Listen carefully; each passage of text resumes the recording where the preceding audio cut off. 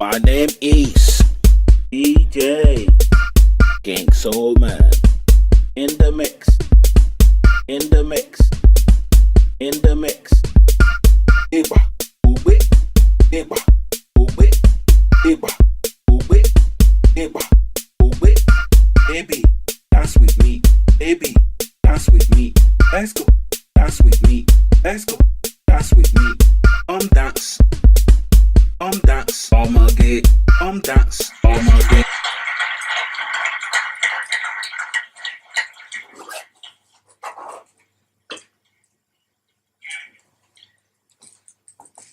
I would like to stand by the existing protocol. I thought this is like back home, you need 2 pages of protocol. But mercifully here, they have been very kind to make it short and sharp, like Drill Sergeant Major's move. Permit me to start by thanking the Chatham House for the invitation to talk about this important topic at this critical time. When speaking about Nigeria overseas, I normally prefer to be my country's public relations and marketing officer, extolling her virtues and hoping to attract investments and tourists. But as we all know, Nigeria is now battling with many challenges.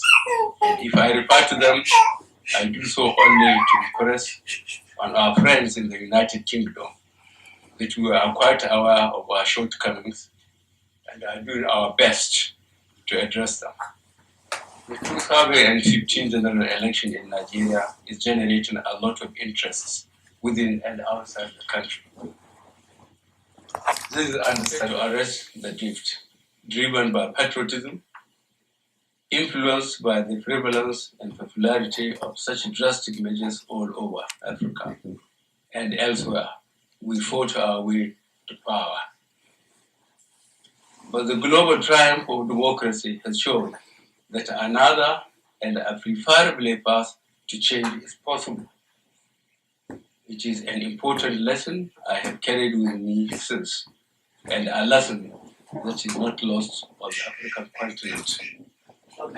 Since the last 2 decades, democracy has grown strong roots in Africa.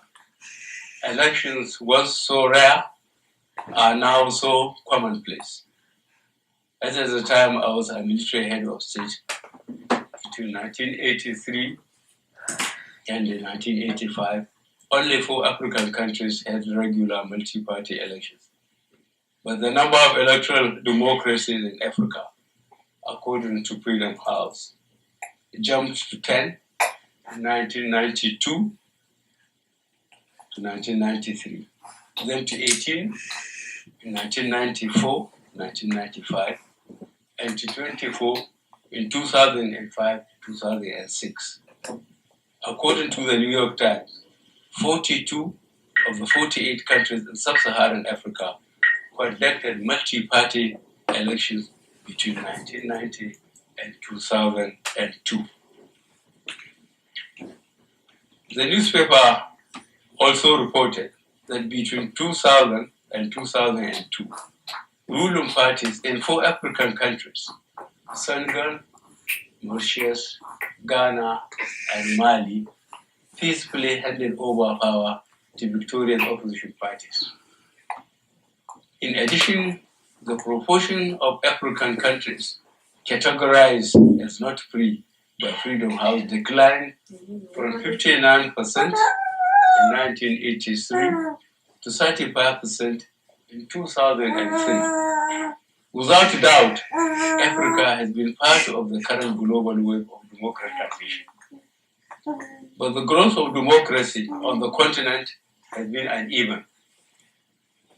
According to Freedom House, the number of electoral democracies in Africa slipped from 24 in 2007, 2008 to 19. In 2011, 2002, while the percentage of countries categorized as not free, assuming for the sake of argument that we accept their definition of free, increased from 30% in 2003 to 41% in 2013. Also, there have been some reversals at different times in Burkina Faso, Central African Republic, Cote d'Ivoire, Guinea, Guinea-Bissau, Lesotho, Mali, Madagascar, Mauritania, and Togo.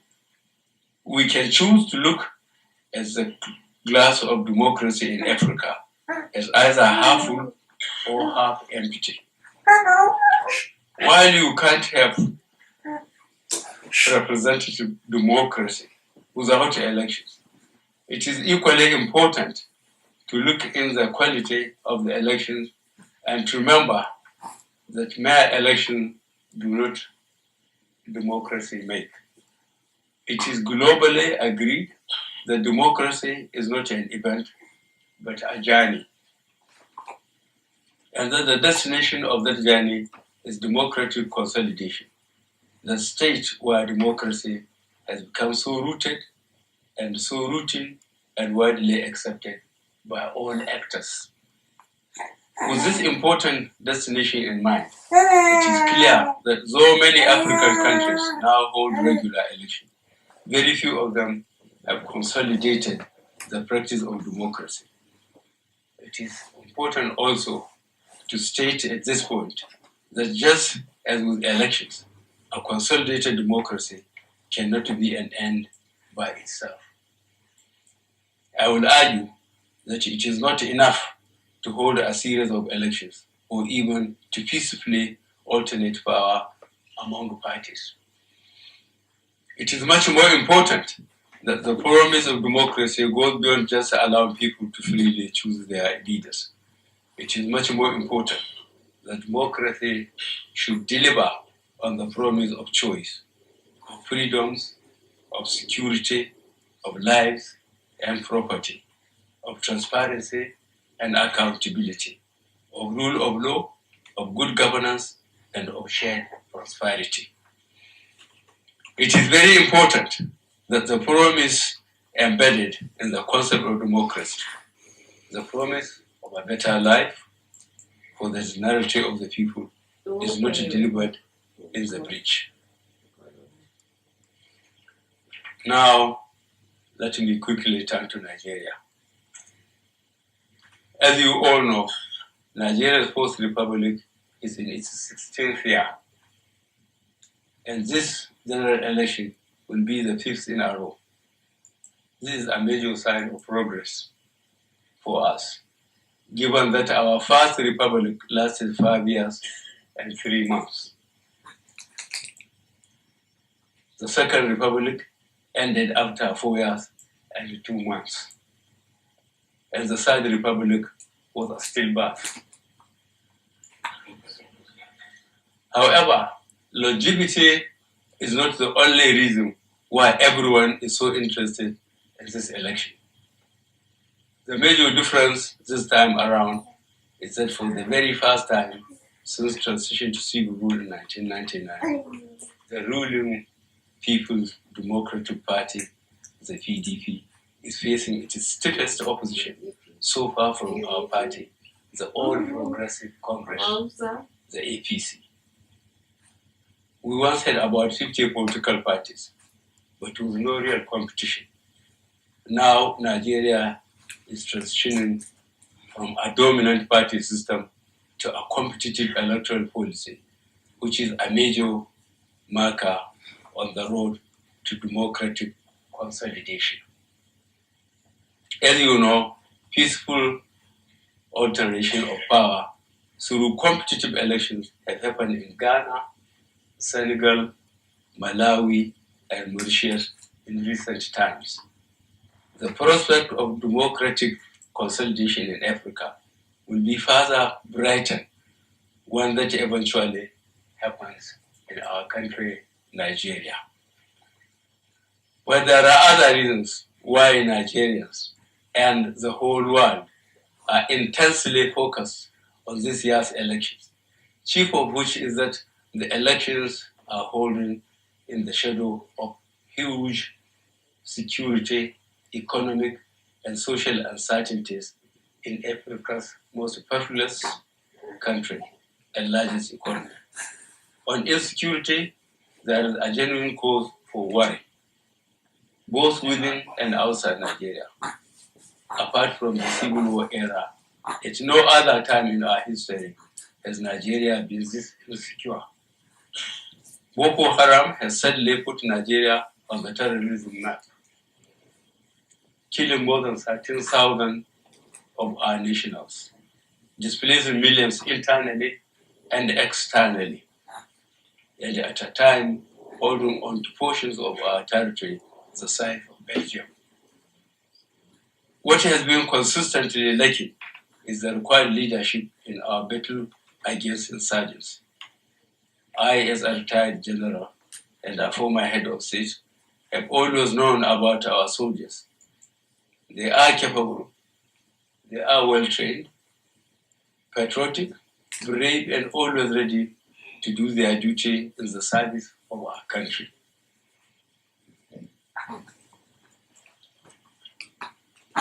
You can bear witness to the gallant role of our military in Burma, the Democratic Republic of Congo, Sierra Leone, Liberia, Darfur, and in many other peacekeeping operations in several parts of the world.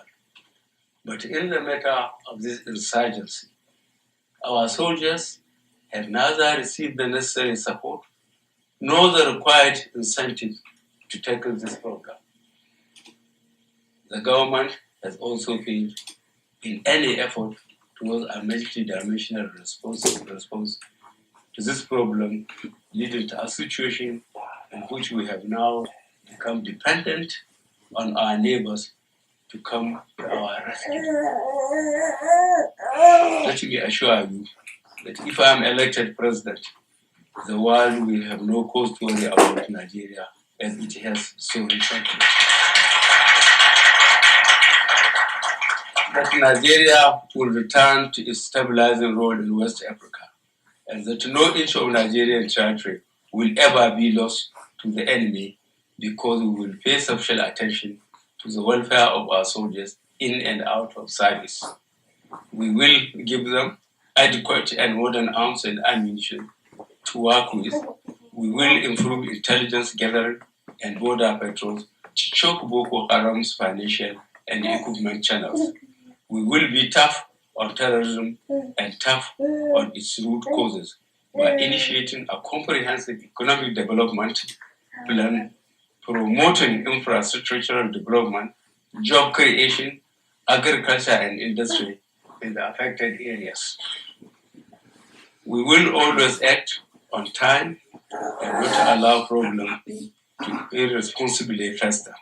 And I, Muhammad Buhari, will always lead from the front.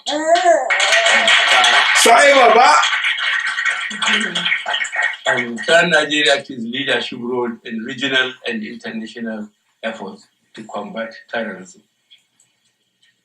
On the economy, the fall in prices of oil has brought our economic and social stress into full relief.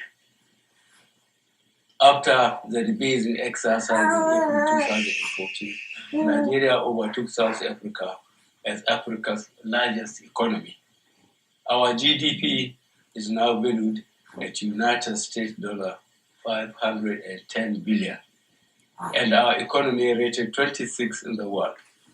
Also, on the bright side, inflation has been kept at single digit for a while, and our economy has grown at an average of 7% for about a decade.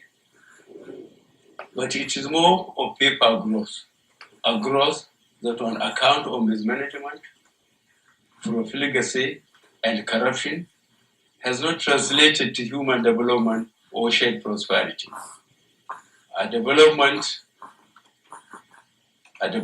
economist once said, 3 questions should be asked about a country's development. 1, what is happening to poverty? 2, what is happening to unemployment? And 3, what is happening to inequality?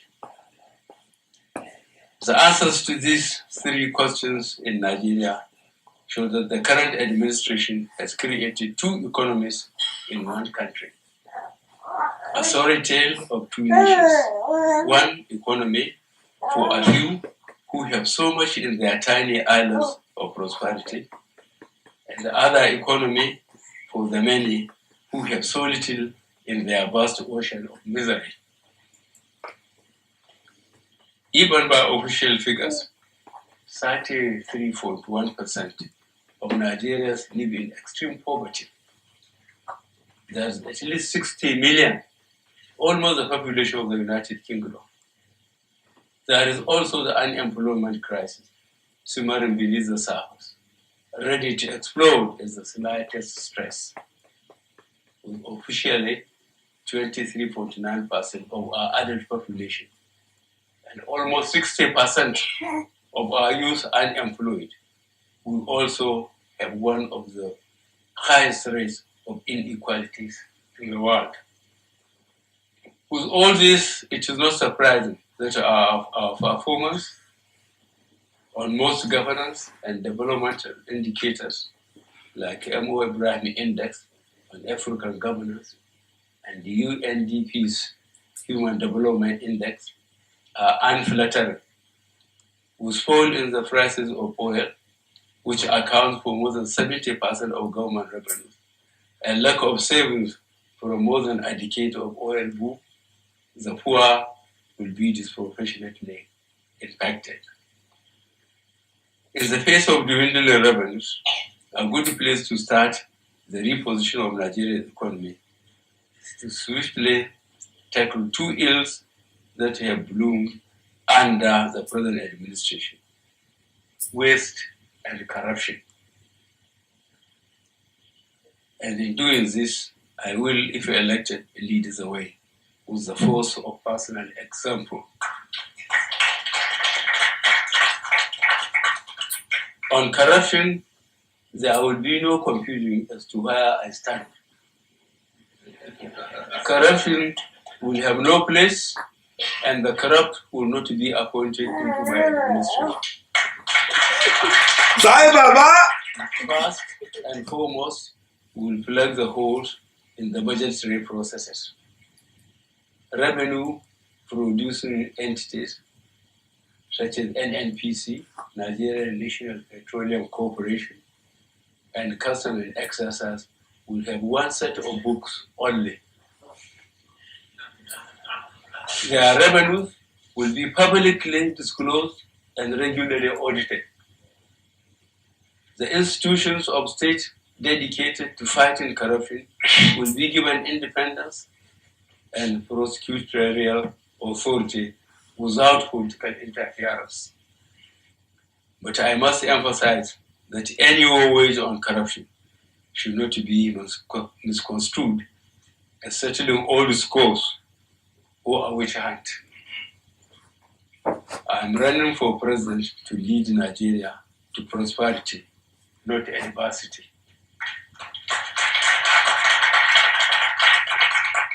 In reforming the economy, we will use savings that arise from blocking these leakages and the proceeds recovered from corruption to fund our party's social investment programs in education, health, and safety nets such as preschool meals for children, emergency public works for unemployed youth, and pensions for the elderly. As a progressive party, we must reform our political economy to unleash the pent-up ingenuity and productivity of the Nigerian people, thus freeing them from the curse of poverty. We will run a private sector-led economy, but to maintain an active role for government through strong regulatory oversight and deliberate interventions and incentives to diversify the base of our economy, strengthen productive sectors, improve the productive capacities of our people, and create jobs for our teeming youth. In short, we will run a functional economy driven by a world view that sees growth not as an end by itself, but as a tool to create a society that works for all, rich and poor alike. On March 28th, Nigeria has a decision to make: to vote for the continuity of failure or to elect progressive change. I believe the people would choose wisely. Sorry, Baba! I think that given its strategic importance, Nigeria can trigger a wave of democratic consolidation. But as a starting point, we need to get this critical election right by ensuring that they go ahead and depriving those who want to scuttle it the benefit of draining our pledging democracy. That way, we will all see democracy and democratic consolidation as tools of solving pressing problems in a sustainable way, not as end in themselves. Permit me to close this discussion on a personal note. I have heard and read references to me as a former dictator in many respected British newspapers, including the well-regarded Economist. Let me say, without sounding defensive, that dictatorship goes with military rule, though some might be less dictatorial than others. I take responsibility for whatever happened under my watch.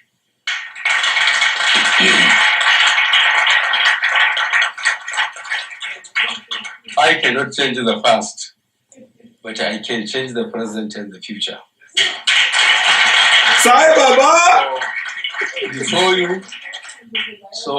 you is a former military ruler and a converted Democrat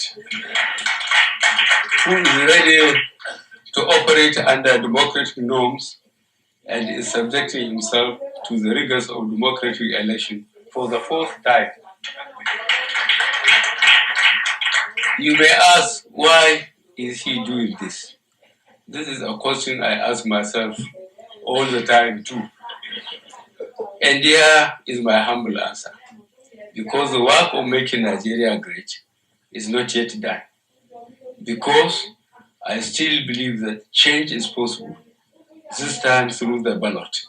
And most importantly, because I still have the capacity and the passion to dream and work for a Nigeria that will be respected again in the Committee of Nations and that all Nigerians will be proud of. Thank you very much. Sorry, Baba!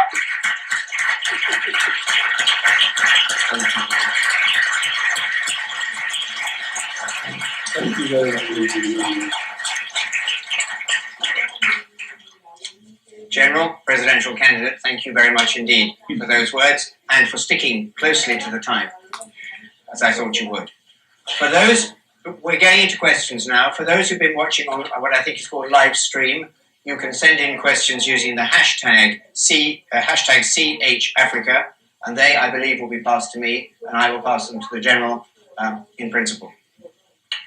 Otherwise, when people want to ask questions, please state your name and affiliation if you have one.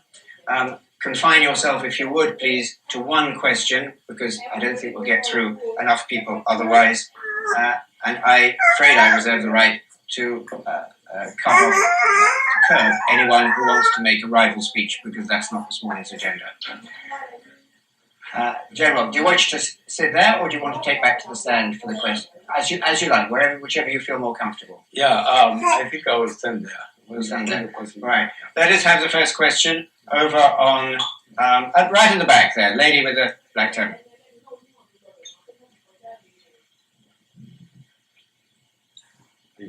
All protocols observed. My name is Olutoyin Pamela Kinjobi. I'm a journalist and I live in the Republic of Ireland.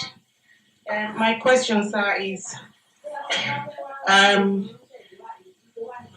how do you propose to grow the Nigerian economy, considering the fact that the global economy is still in recession? And then you said something about choking Boko Haram.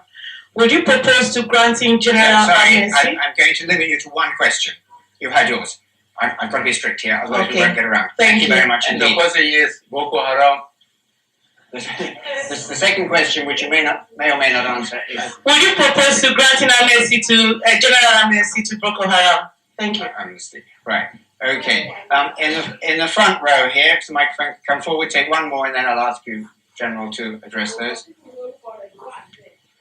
My name is Garbasani, Foundation for Good Governance and Development in Nigeria, and Chairman, APC Majority Committee UK. My question is, in view of the current state in Nigeria, in terms of the huge need for change, and therefore the cry for the general to actually, by the grace of God, take power and bring about the change. The high expectation is such that people will really be looking for some quick solutions in view of this deep need for change. What would the general do in, say, the first 100 days when elected into power to sustain this expectation that the Nigerians have for him to bring about positive change? Thank you. Would you like to take those questions first, General, before we have any more, or would you want some more from the floor first? Well, let me have some more. Okay. Here we are, in the middle of the block. Lady in the middle of the block there. That's it.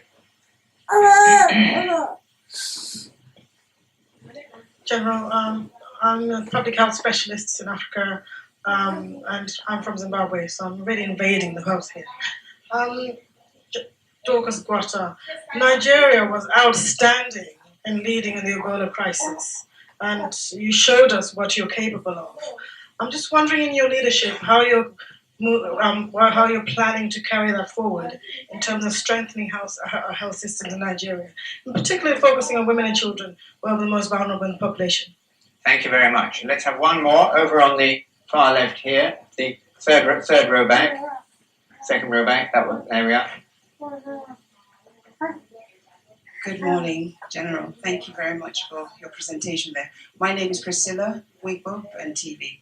So you made mention in your presentation that you would arm Boko Haram when you get into office. It is widely reported in Nigeria. Disarms. I'm so sorry. You would disarm Boko Haram. Thank you very much.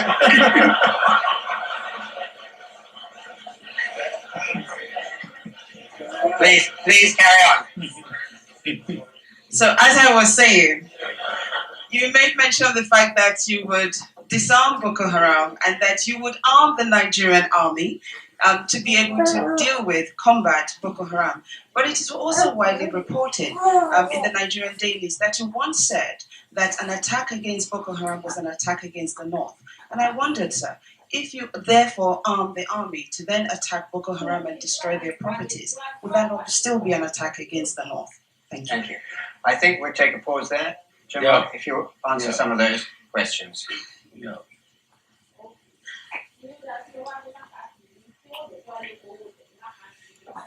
While Boko Haram is taking the day, the first question, amnesty for Boko Haram. I think I wouldn't go to that office with that promise. I had mentioned in my address how at least 13,000 Nigerians had been killed by Boko Haram, how millions of them had been displaced. They are put in different camps called internally displaced person camps. Schools have been banned. There was so much disruption to normal life. People were not able to farm, and while they farmed, they couldn't harvest. And for me, just for wanting Boko Haram to say that I will give amnesty, I think I'm going to be unfair to the system. We want to secure Nigeria. We must have the time to have enough intelligence to make sure that those that we got are given the chance in civil courts to be properly prosecuted. The second one, high expectation, what to do with the first 100 days. Yes, I respect that question because quietly I was thinking about this high expectation.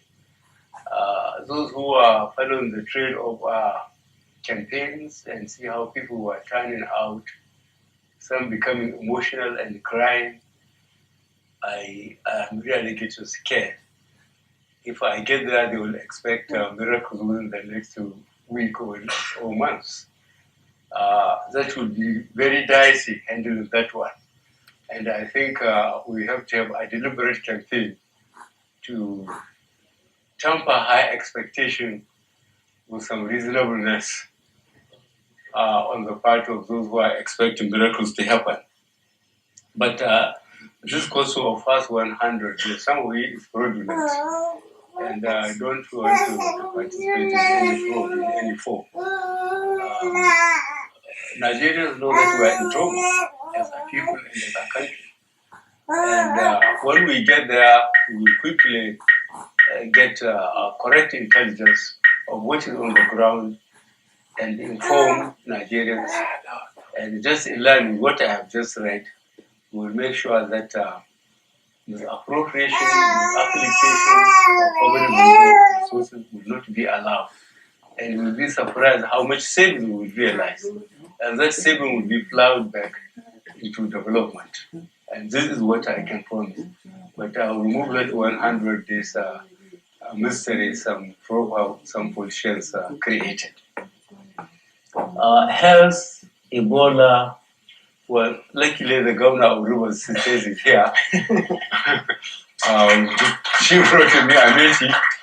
It is him and the governor of Lagos State that experienced Ebola. And they did extremely well by moving fast enough.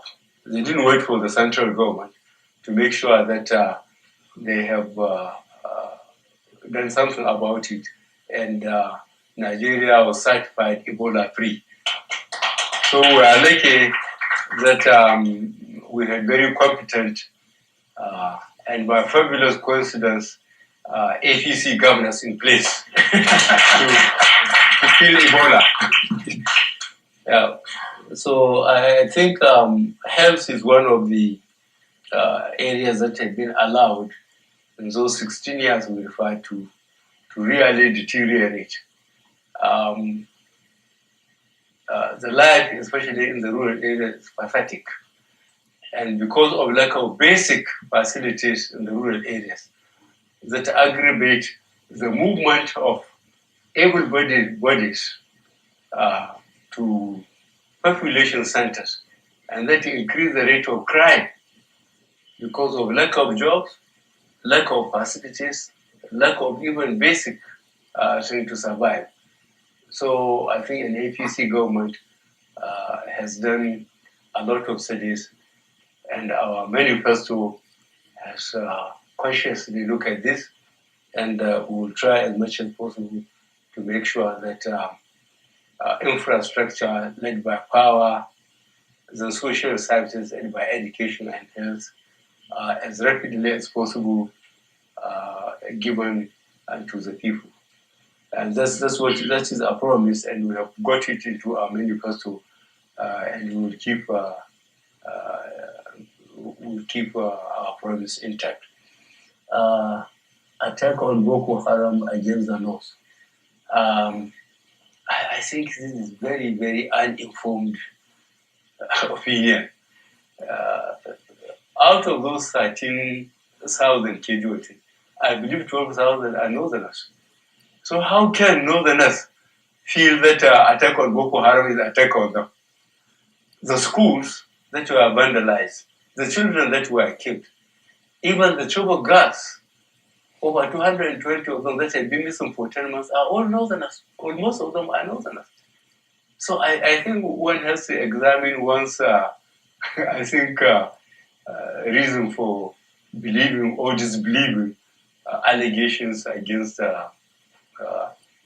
part of the country, any part of the country. It's just like saying the stealing of the crude of about 400,000 barrels a day. The people from Maiduguri or Sokoto are responsible for it. Most of them, they have never seen the sea. So it's just those type of thing. No, I assure you that people generally in the north are fighting the Boko Haram in their own way by passing intelligence to the law enforcement agents about their movements and so on. They are doing their best to fight Boko Haram because they are the biggest casualties. Thank you very much. Thank you. Let's take a second batch of questions. If we could start over here on the far left with the gentleman in the third row. Hi, my name is Cliff Stafford from BNP Paribas. What will be your number 3 priorities, in terms of top 3 priorities in terms of attracting foreign investment, be it in oil, gas, power, etc.? Thank you. Right at the back. Sorry, I'm not clear about foreign investment. My 3 priorities. What will be your top 3 priorities in terms of attracting foreign investment to Nigeria, be it in oil and gas or power or any other sector? Gentleman at the back waving 2 hands. Thank you very much. My name is Aminu Isiaku. I'm a doctorate degree student at the University of Portsmouth. General Sir, you are very known to fight corruption, and that's the problem with that by some Nigerians is that when you take office, you are going to start investigating each and every political office holder from 1960 to date. So how will you clear the minds of such Nigerians, the way you are going to fight Boko Haram when we take office? Thank you very much. Thank you very much. Let's go into the middle here. This gentleman right in the middle who's standing up now. Your question, if you would. Thank you, General Buhari. I'm Abdurrauf Mustafa from the University of Oxford. I think one thing we can say about Nigeria today that it's never been as divided against itself as it is today. Sometimes deliberate policy by those who should know better. Were you to win the election in March, what practical steps should you take to address this problem? Thank you very much. The gentleman in the with the white shirt there, with the hand up high. My name is Samson Esebwede from Deutsche Bank Emerging Markets team. I have a question around the credibility of the election on the 28th of March. Given the postponement, there's been some credibility question mark associated with this election, which would make it difficult to accept the outcome if indeed the elections doesn't go in your favor. My question then becomes, what processes does the opposition party have in place to ensure that the election is free and fair and that credibility issues wouldn't result to some sort of civil uprising in the country? Thank you. Thank you. I'm going to stop there with this batch because I want General to add 2 questions that have come in on Twitter, out of many that have come in. First question is from a Mr. Hassan Sani, who says, young people have been engaged in this election in greater numbers than ever before. How will you keep them engaged? And secondly, a slightly lighter note, perhaps, Mr. Olabisi says, what will you do, sir, about the high salaries paid to members of the National Assembly?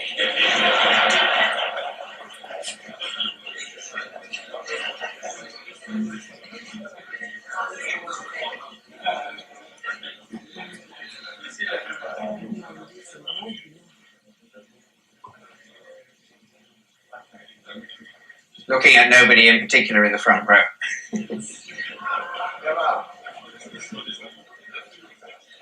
General, do you want to take those?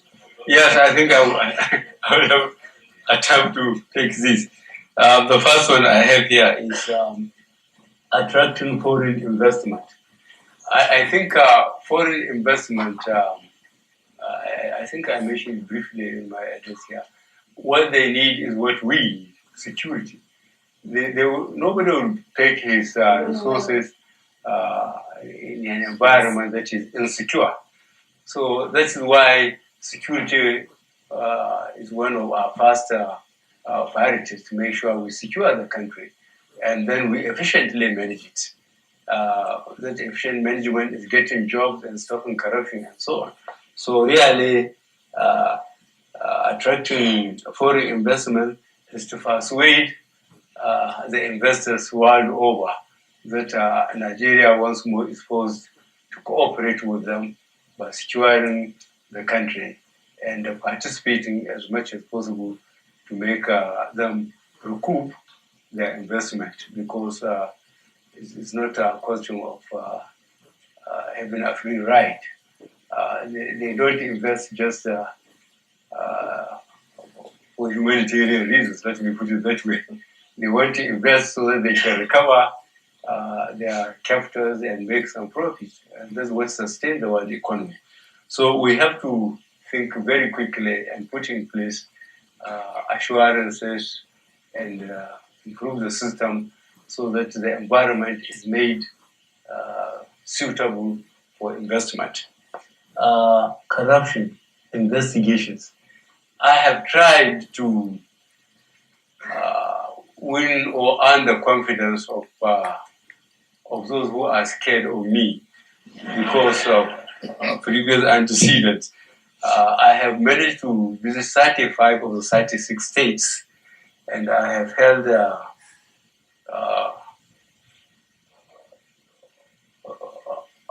meetings with industrialists and so on in Lagos, in Kano, and have seen church ministers' leadership in Abuja in different groups. Whatever I do at the group meeting, I made sure I said, when I get there, I will draw a line. What is with the judiciary will encourage the judiciary to quickly deal with it. But if we insist on looking backwards, as you are suggesting that from 1960 upwards, then we'd have nothing to do and we may fail to achieve anything. While we have our manifesto, whatever we do, we have to try to see that the promises we have made and put in writing, we meet them. So, but we have said, from the day we are sworn in, those who are responsible for public funds and properties should work according to the law. Because there is no ministry you go in Nigeria or first status where there are no financial instructions and administrative instructions. It's a question of just ignoring the regulation on the ground. I think Nigerians, they have the capacity for making about time, 160 degrees. And I am hoping that Nigerians will become accountable wherever they are. Nigeria divided against itself. I haven't appreciated the full import of that question. We have a problem as a people, and if you are following my statements, I warned at least 6 months ago that we have to be careful about Somalialization of Nigeria. We are a group of nationalities, let's put it that way, the way some people want you to put it.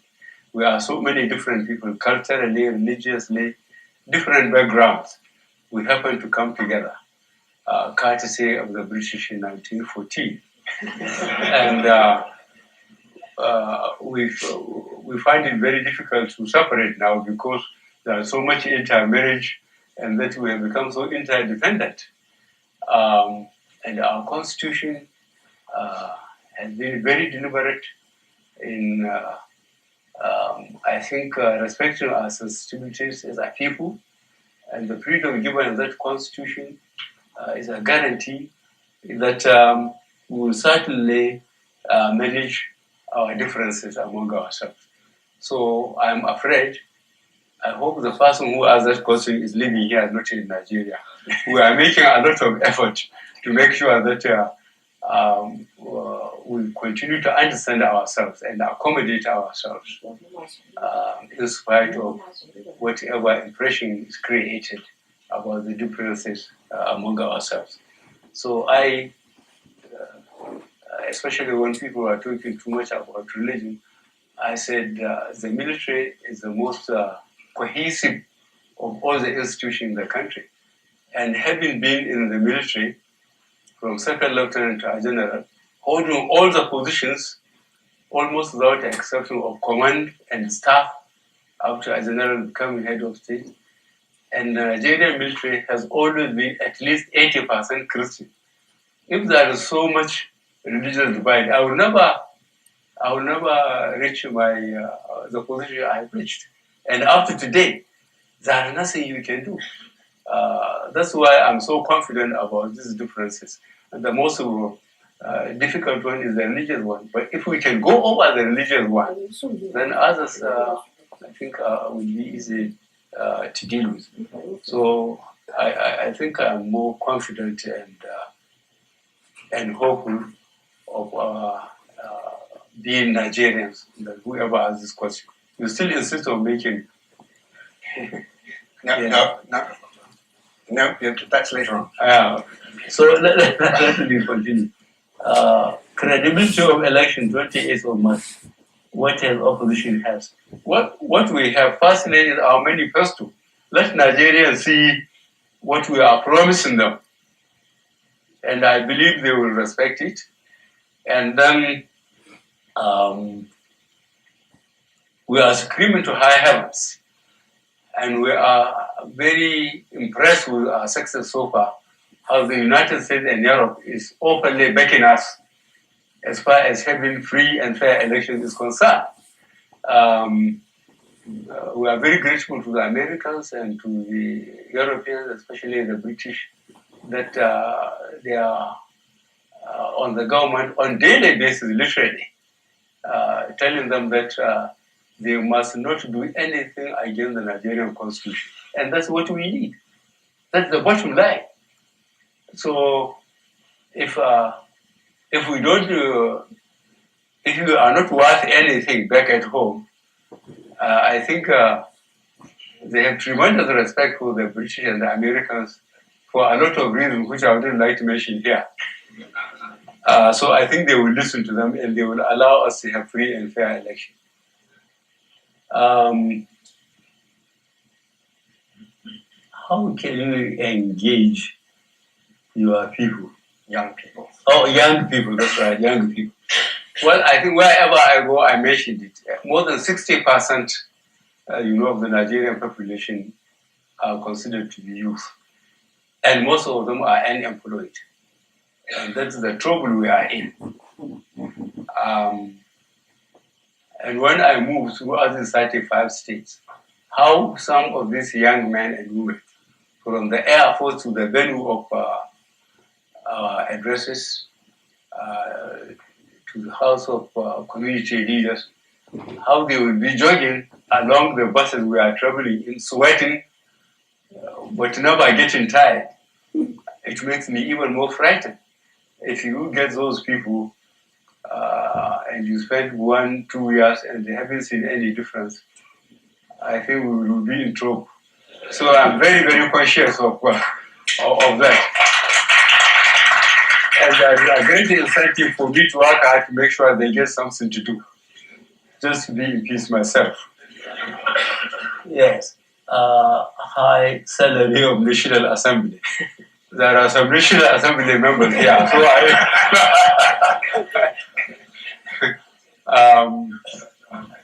a lot of them are not going back because they haven't won their party's primaries. But even those that haven't gone back, I think they will remain relevant in their constituencies.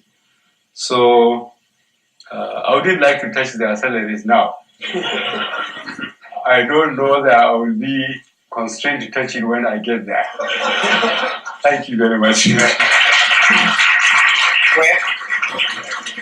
General, we're almost out of time. I'm going to take 2 more questions, I'm afraid, from the right-hand side. Lady in the second row here. We could have a bit of quiet, please. Lady in the second row here. Thank you very much. Adenika Lucas. I wanted to say that I'm not afraid because I'm here. I've just called out. That's why I'm tremoring. But I just wanted to ask you, sir, how do you feel that at this very moment everyone is screaming for change and they've chosen, the Nigerian people have chosen you, and Professor Not yet. Yemi Oshibajo. They are screaming for change. I see it on the TV.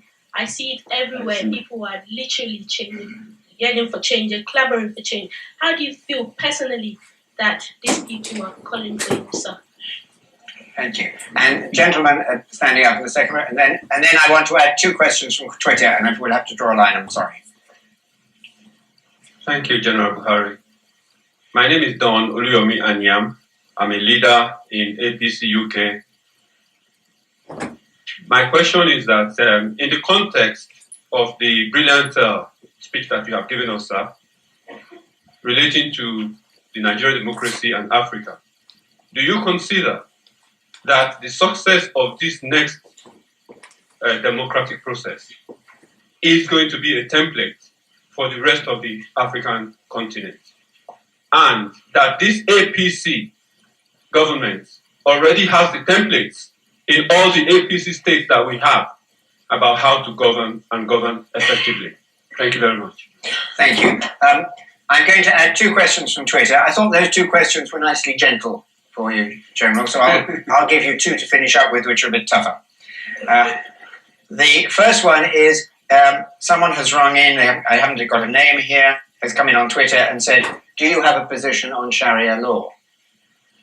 And secondly, Mr. Shaifi Hamidu, who doesn't give his age, asks, is it relevant to the election, your age? What would you plan to say to people about your own age? And on that note, we will finish. Right. It's a pity we are ending up with my age, but all the same, change, how do I feel? Yes, certainly I have replied to the number of young men that have been following our convoy throughout the 35 states we have visited out of 36. And I have mentioned that I am scared of the high expectation. That's what I'm afraid of, the high expectation. People want change, and the interesting thing about it is across the country. I started my campaign from Bayelsa, the president's states, and throughout south, southeast, southwest, north central, and the 3 geopolitical zones in the north. The crowds, you can't say this is bigger than this one relative to the population of respective states, and that's what makes the high expectation frightening.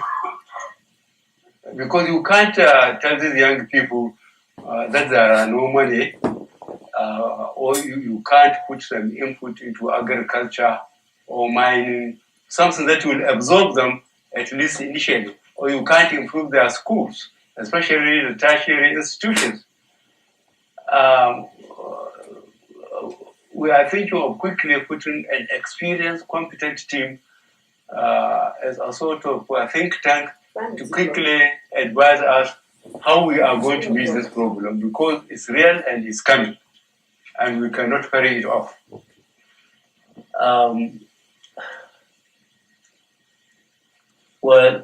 Success to be sort of template for Africa, APC's role. Well, I think I have covered that really in the address I have read. Change is certainly coming, and democratically, and bringing the example of the Soviet Union, where an empire in the 20th century collapsed without a shot being fired. Everybody went home. Now there are 18 republics also. Can convince anybody that multi-party democratic system is the best form of governance. But the biggest caveat is elections must be free and fair. And this again comes to the issue why I am attempting for the first time. I'm not trying to impose myself, but 2003, we spent 30 months in court, ended up in the Nigerian Supreme Court. 2007, we lasted about 20 months in the courts, again ended up in the Supreme Court. 2011, we were again in court for about 8-9 months and ended up in Supreme Court. My personal insistence to keep on going until I get to the highest legal, constitutional legal body is to document our belief that we believe in multi-party democratic system. If we fail to learn by other people's mistakes that have developed their system for generations, our expectation of getting there overnight is not realistic. But let us document it, that at those times of our attempt to stabilize this system, there are some of us in Nigeria that are serious about it. And we are prepared to make the physical and material sacrifices, to be lasting to the court for so long. But I think for the first time, I think I will encourage others to go if anything went wrong. Now, age and relevance. Well, I'm very happy that I have been able to. This is the 35 states out of 36. I haven't broken down. Somebody announced me dead yesterday. I had a call from Maiduguri that somebody rushed into a friend's house crying. He said, what happened? He said, just said Buhari has died in hospital in London. So he called me and I laughed my head off. So certainly, I would be expecting too much if I don't expect people are wishing me dead. But I'm very pleased I'm fit, and my doctors have declared me fit, and I'm going back for the final Oslo on PDP. Thank you very much. Thank you. Yeah. What did you have a view on Sharia? Oh, Sharia. You see, I don't like so much of Sharia. That's why I omitted it. I had to ask to answer so many questions about Sharia when I have closed the meeting with, especially with the Christian community. The problem is the Nigerian constitution is superior. Sharia is put on the same level with customary laws. Its relevance is limited to inheritance, marriage, and so on. So people that cultures and communities accept. So Sharia is limited to that by our constitution. So anybody who wants to change Sharia will have to go and change the constitution. General, thank you very much indeed for a fascinating, what I found a fascinating address and some very straightforward answers to a wide range of questions. You can see the Everyone confidence. will take their own impressions of today. Jonathan cannot do Most that. in my mind will be three things that struck out. Other people will have other groups. So the three things that I will take away from here was your firm statement about the importance of the electoral timetable now, as amended, but that elections alone do not democracy make. Secondly, you're highlighting security and the importance of the welfare and morale of the Nigerian soldiers who are up there trying to deal with Boko Haram. And thirdly, something which I'm sure will be quoted back to you, probably is already, that corruptors will not be appointed. I'm going to ask you in a moment, audience, to show your appreciation again to General Buhari. After that, will you please stay in your places, because the General has a number of press interviews he's going to give, and if everybody comes up and talks to him, he'll never get to them. So I know it's not Nigerian custom, but we're in London, so instead of flooding to the front, could you stay put until General Buhari has left the room? Thank you very much indeed for an inspiring talk. Fire, Baba! Thank you very much indeed.